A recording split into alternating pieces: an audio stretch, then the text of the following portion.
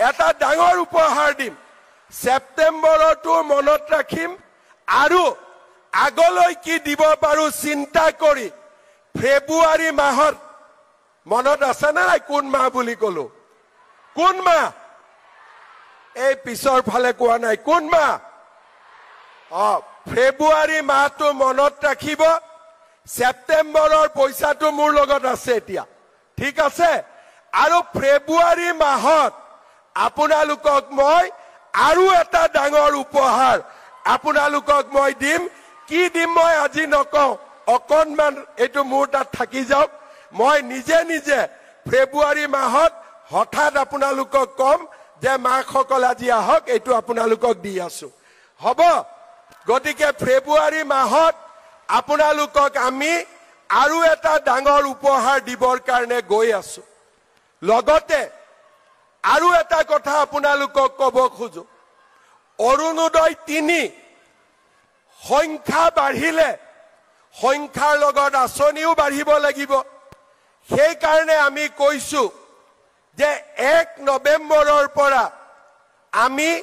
এটা নতুন আঁচনি আৰম্ভ কৰিম ৰেশন কাৰ্ড সকলোৰে আছে না নাই হাত ডাঙকচোন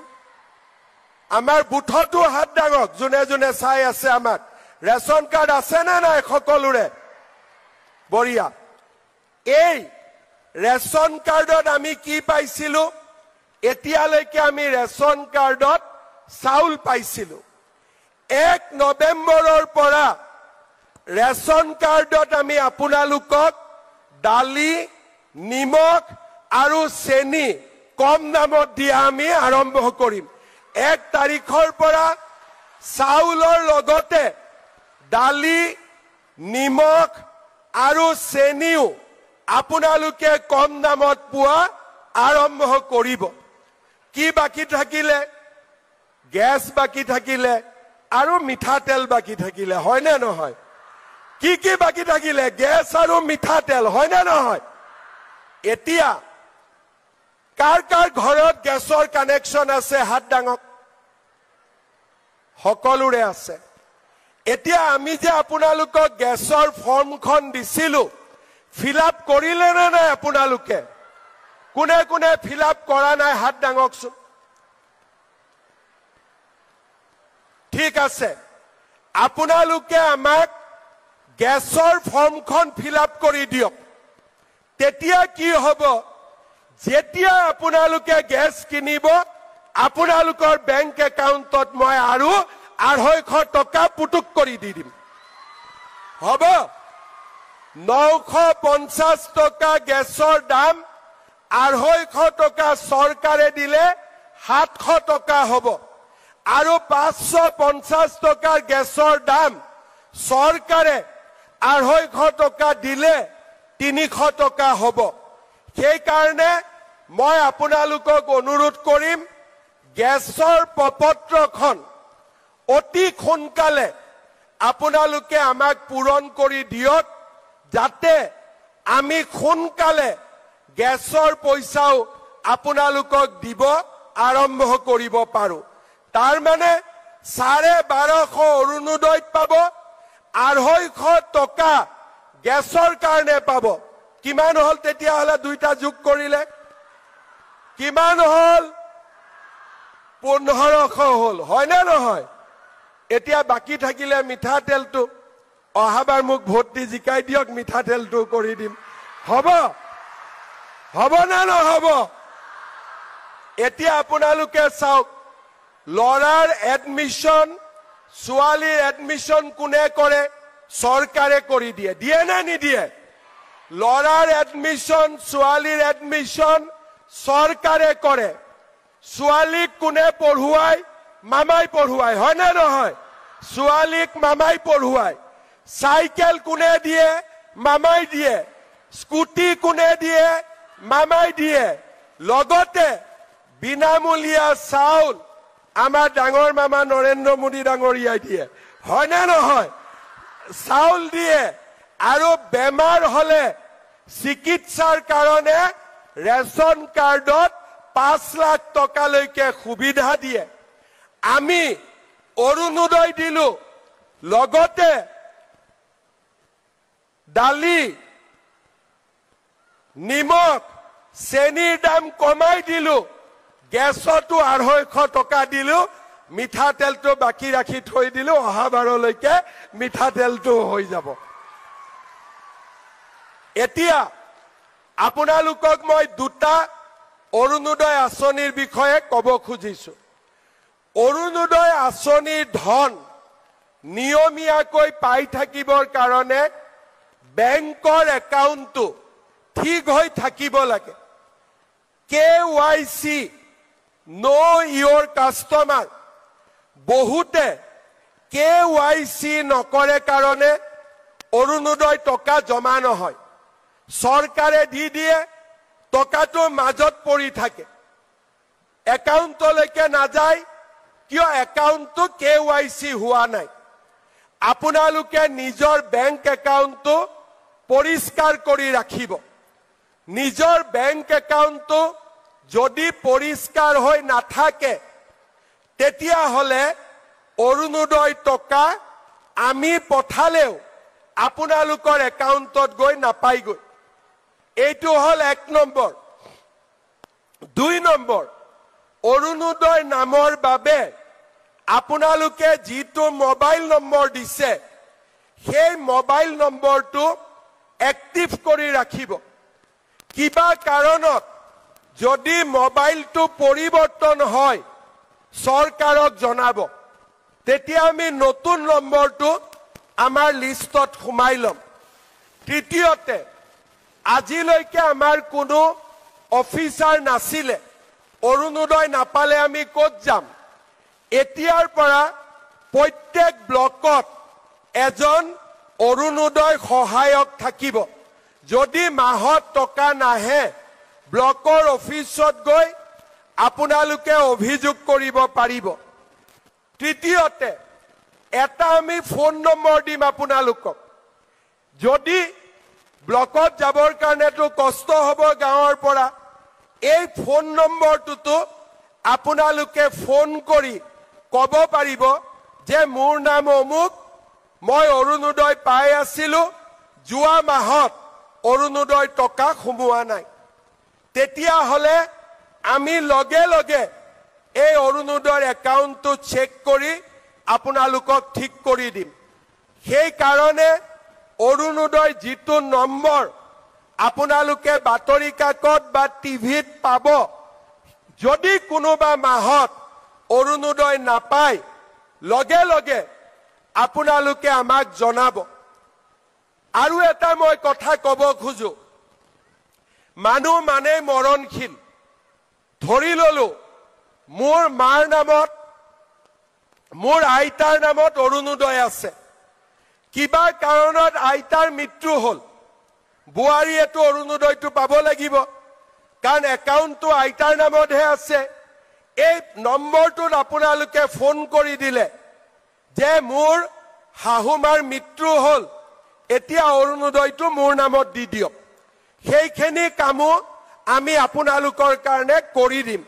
যাতে পৰিয়ালটো অৰুণোদয়ৰ পৰা বঞ্চিত হৈ থাকিব নালাগে আৰু সবচে ডাঙৰ কথা ফেব্ৰুৱাৰী মাহলৈকে একাউণ্ট ধুনীয়াকৈ ৰাখিব কাৰণ ফেব্ৰুৱাৰীত এটা মৰমৰ উপহাৰ এটা সোমাব গৈ আছে কোন মাহত সোমাব গতিকে ফেব্ৰুৱাৰী মাহলৈকে আপোনালোকে একদম যাতে একাউণ্টটো ধুনীয়া হৈ থাকে আপোনালোকে চাই এই যে মৰম এই যে সন্মান আজি যে আমি তোমালোকক ইয়াক সন্মান দিম এই সন্মানে তোমালোকৰ দায়িত্ব বঢ়াই তুলিব কি দায়িত্ব বঢ়িব আমাৰ নতুন প্ৰজন্মক উঠি অহা ল'ৰা ছোৱালীক আমি ঝুমুৰ শিকাব লাগিব সকলোকে তোমালোকে যেনেকৈ ইয়াত নাচিলা আপোনালোকে যেনেকৈ নাচিলে তেনেকৈ আমাৰ ভাইটি ভণ্টি সকলেও ঝুমুৰ যাতে শিকিব পাৰে নাচিব পাৰে লগতে আমি সকলোৱে আমাৰ ল'ৰা ছোৱালীক আমি ঝুমুৰৰ লগতে আমি বিহু নাচিব শিকাম আৰু আটাইতকৈ ডাঙৰ কথা তেওঁলোকে যাতে কোনো কাৰণতে শিক্ষাৰ পৰা বঞ্চিত নহয় তাৰ বাবে আমি সকলোৱে এজন এজন চৰকাৰৰ প্ৰতিনিধি হিচাপে বাগানত আমি কাম কৰিম আমি বাগানলৈ গৈ আমাৰ ভাইটি ভণ্টিসকল স্কুললৈ যাব চাহৰ লগত আমি বেছি নিমখ নাখাম যাতে আমাৰ দেউতাসকলৰ ব্লাড প্ৰেছাৰ হ'ব নোৱাৰে আৰু আমাৰ সকলোৱে কম বয়সতে আমি বিয়া নহওঁ আৰু আমাৰ সমাজখনক আমি আধুনিক কৰি ডক্টৰ ইঞ্জিনিয়াৰ প্ৰফেচাৰেৰে আমি বাগিচাৰ লাইন বিলাক আমি সজাই পৰাই তুলিম যাতে অসম দেশত আমি অকল চাহ বাগিচাত এটিকলি দুটি পাত উঠাবৰ কাৰণে আমি অহা নাই আমি চাহ বাগিচাত গৈ আমি চাহ পাতো তুলিম আৰু লগতে ডাক্তৰ ইঞ্জিনিয়াৰ প্ৰফেচাৰ বিজ্ঞানী হৈ আমি অসমখনকো সেৱা কৰিম আমাৰ অসম মাতৃক আমি সেৱা কৰিম এয়া আমাৰ সংকল্প হ'ব লাগিব আমি ল'ব পাৰিম নে নাই এনেকুৱা সংকল্প আমি সকলোৱে লগ হৈ আমাৰ বাগিচাৰ সমাজখনক আমি আগুৱাই লৈ যাব পাৰিম নে নোৱাৰিম আজি মই তোমালোকক আপোনালোকক এই কাৰণে ইয়ালৈ মাতিছিলো যাতে আমাৰ ওপৰত আমি দায়িত্ববিলাক ল'ব পাৰো আমি নিজকে একোজন সমাজৰ পথ প্ৰদৰ্শক হিচাপে নিৰ্মাণ কৰিব পাৰো আমি সকলোৱে সমাজখনক যাতে এটা নতুন ৰাস্তা দেখুৱাব পাৰো আৰু আমাৰ সমাজখনক আমি যাতে আগুৱাই লৈ যাব পাৰো আৰু সেই কাৰণে আজি আমাৰ অসমৰ সকলো মন্ত্ৰী ইয়াতে আছে এজন দুজনক বাদ দি কিয় আছে সকলোৱে তোমালোকক আপোনালোকক সন্মান দিবৰ বাবে ইয়াত আজি সকলো উপস্থিত আছে তাৰ মানে আমি তোমালোকক কিমান গুৰুত্ব দিও আমি তোমালোকক কিমান মৰম কৰো আমি তোমালোকক আমাৰ অভিমানৰ প্ৰতীক হিচাপে গণ্য কৰো যাতে তোমালোক সকলোৱে লগ লাগি আমাৰ চাহ বাগিচাৰ সমাজখনক বহু দূৰ আমি আগুৱাই লৈ যাব পাৰো আৰু আমাৰ অসম মাতৃক আমি যাতে সকলো ফালৰ পৰা সুজলা আৰু সুফলা কৰি তুলিব পাৰো মোৰ স্পষ্ট কথা আমি আপোনালোকক প্ৰথম পৰ্যায়ত 10,000 টকা দিম দ্বিতীয় পৰ্যায়ত আমি আপোনালোকক 25,000 টকা দিম আৰু তৃতীয় পৰ্যায়ত আমি আপোনালোকক 50,000 টকাকৈ আমি আপোনালোকক আগবঢ়াম আমি কেনেকৈ পাম 25,000 টকা আমি কেনেকৈ পাম 50,000 টকা আমি কেনেকৈ পাম আজি আমি আপোনালোকক 10,000 টকা দিম আৰু 10,000 টকাটো লৈ আমি সকলোৱে এটা মোবাইল কিনি লম কোনে কোনে কিনিব মোবাইল কোনে কোনে কিনিব হাত ডাঙক মোবাইল আচ্ছা কোনে কোনে নিকিনে হাত ডাঙক এতিয়া আচ্ছা বুজিলো তাৰ মানে আপোনালোকে বুজি পালে যে এই 10,000 টকাটো মোবাইল ফোনৰ কাৰণে নহয় মোৰ এটা মই অভিজ্ঞতা কম মই বিহালীত গৈছিলো তেতিয়া প্ৰথম আৰম্ভণি 10,000 টকাকৈ বিলালো ষ্টেজৰ পৰা নামি আহোতে এগৰাকী মায়ে মোৰ লগত সেলফি উঠিলে ফোনটো বেয়া আছিল ফটোটো নুঠে মই কলো খুৰী ফোনটো কেমেৰাটো ঠিক নহয় নেকি বলে আজিয়ে বদলাই লম টকা পালো নহয় তাৰ মানে তেতিয়া মহিলাসকলে বুজা নাছিলে যে মহিলা উদ্যমিতাটো কি বহুতে মোক খুদে গছ ৰুলো 10,000 টকাটো আহাই নাই দেখোন গছ ৰুবৰ কাৰণে আমি 10,000 টকা দিয়া নাই আমি কিয় দিছো যে আপোনালোকক লাহে লাহে এটা পৰিৱেশলৈ লৈ যোৱা অকণমান এডাল গছ ৰুলো ছোৱালীজনীক স্কুলত পঠিয়ালো আৰু লগতে কলো যে 3টাতকৈ বেছি বাচ্চা জন্ম নিদিব হয়নে নহয় এতিয়া যাৰ 8টা 9টা আছে তেওঁলোকে আঁচনি পোৱা নাই আৰু কাৰণ 8টা 9টা থাকিলে কেনেকৈ উৎপাদনমুখী কাম কৰিবতো নোৱাৰে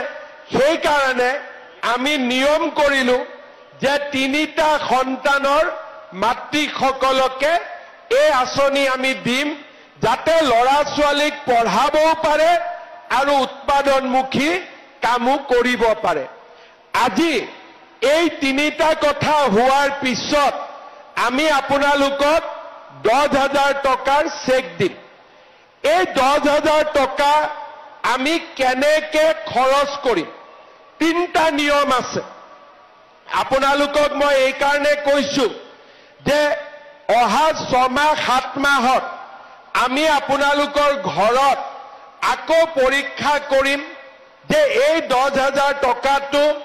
আমি কি কামত খৰচ কৰিলো প্ৰথম আমাৰ এটা গ্ৰুপ আছে 10,000 টকাটো আমি যদি গ্ৰুপত জমা দিওঁ আমাৰ 1 লাখ টকা হ'ব আৰু 1 লাখ টকাটো যদি বেংকে দেখা পায় আমাক আৰু 1 লাখ টকা লোন দিব তাৰ মানে আমি গ্ৰুপত টকাটো যদিও চেক আমি মহিলাৰ নামত দিম কিন্তু মহিলাসকলে ইচ্ছা কৰিলে 10,000 টকাটো আমি আমাৰ গ্ৰুপত জমা দিব পাৰো আৰু গ্ৰুপৰ আমি ব্যৱসায় আগবঢ়াই লৈ যাব পাৰো এইটো হল 1 নম্বৰ কিছুমানে ক'ব যে নহয় আমাৰ গ্ৰুপৰ বহি বেলেগ গ্ৰুপৰ একাউণ্ট বেলেগ গতিকে এই টকাটো আমি গ্ৰুপত নিদিও ভাল কথা আমি যদি গ্ৰুপত নিদিও টকাটো দি আমি কি কৰিম যিকোনো এটা ব্যৱসায় আমি আৰম্ভ কৰিম ছাগলী হওক কুকুৰা হওক আমাৰ হাল হওক বা আন সৰু খুৰা দোকান যাৰ য'ত আছে আমি তেনেকৈ কিবা এটা নতুন ব্যৱসায়ত আমি 10,000 টকাটো খৰচ কৰিম তৃতীয় যে মই কিবা এটা যদি কৰিব যাওঁ 10,000 টকাটো যথেষ্ট নহয় গতিকে 10,000 টকা দি মই যদি কিবা এটা কৰো মই হয়তো সফল নহম মই কি কৰিব পাৰো যে মোৰ স্বামীৰ ইতিমধ্যে এটা ব্যৱসায় আছে স্বামীৰ দোকান আছে স্বামীয়ে আন কিবা ব্যৱসায় কৰে স্বামীৰ ব্যৱসায়টো যদি আমি এই 10,000 টকাটো লগাই দিও তেতিয়াও আমি কিছুদিন পিছত চৰকাৰক ক'ব পাৰিম যে এই টকাটো মই মোৰ হাজবেণ্ডৰ বা স্বামীৰ ব্যৱসায়ত খৰচ কৰিছো মানে